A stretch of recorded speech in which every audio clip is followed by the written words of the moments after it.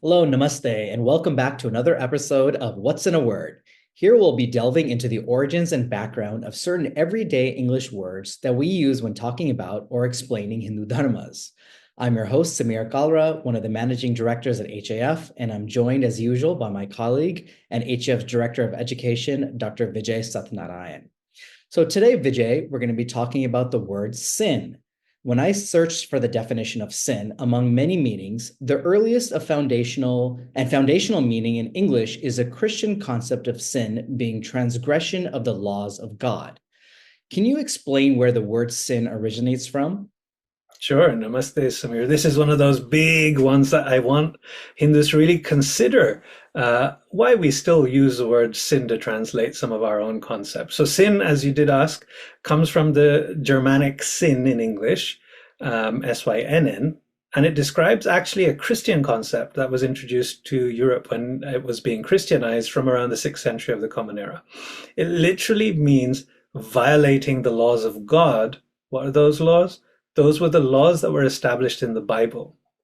In Judaism, so in the Hebrew Bible, violation of any of the 613 commandments of God is known as a sin, or khata, please forgive my pronunciation, and in the sense of missing the mark, or not living up to the expectations of Jewish law. When Christianity highlighted the 10 commandments plus the diktats of the church, sin then meant violating any of those laws. Of course, we have a different way of seeing things. Absolutely. And I always see a lot of translations of the Sanskrit word pap using the word sin. Why should we avoid using sin as a translation for Hindu concepts of pap? Yeah, this is a major discussion. And I think that unlike the Abrahamic religions, Hindus don't enter into a contract with God. The specific contract with God, if you're ever interested in looking it up, is known as the covenant of the circumcision that was made between God and Abraham. Hindus, therefore, are beyond the realm and the purview of the laws referred to in those cases. So for us, what do? Hindus are instead concerned with the values and the ethical principles with which were defined through serious studies and research by the experts of every Hindu society, whether they were the villages in the forests or the vast cities in pan-regional Dharma traditions or pan-regional societies. Each of those societies and traditions, they determined what behavior was acceptable to their ethics and their values. Breaking those accidentally or with volition would lead to consequences that were determined by a council of people through a process of reasonable resolutions for the mistake in a process known as nyaya, not arbitrarily citing that you broke God's law in order to demand justice. And unfortunately, that justice tends to look like retribution and revenge rather than helping the people involved heal and move forward.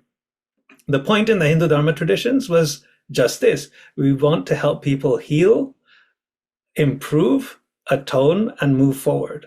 Seeing the error, making amends, and making progress. Also, of course, making sure that if anyone else was affected by the error in question, they too could receive what was reasonable in order to help them move on with their lives too. But the focus was not retribution. The focus was on acknowledging and moving forward and healing. So papa then, what does this word mean?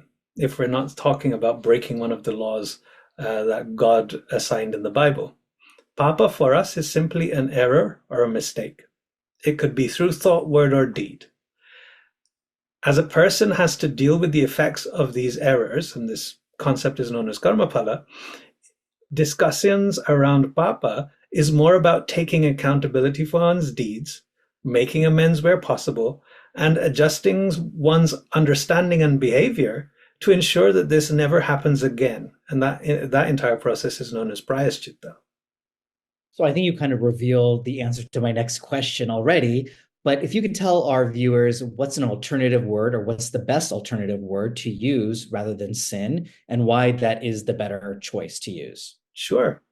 So literally and linguistically, I think it makes sense to stick with what Papa was trying to tell us. And Papa is a word we have all the way back into the Rig Veda. So we have numerous millennia of Papa simply meaning error or mistake, or you could say, erroneous judgment, bad judgment.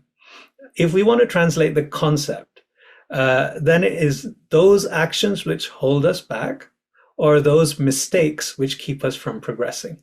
That's what Papa is about, not evil sin. That's not what we're dealing with in Hindu traditions. Well, that certainly makes me feel a lot better because I've often been called a sinner or a papi. So now I know it's just somebody that's made some mistakes and I can live That's with that as opposed to somebody that's evil.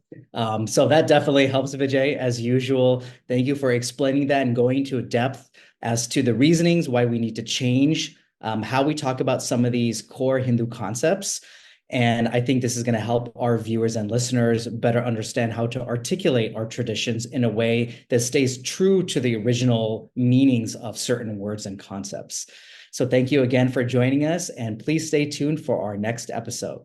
Namaste and thank you. Namaste.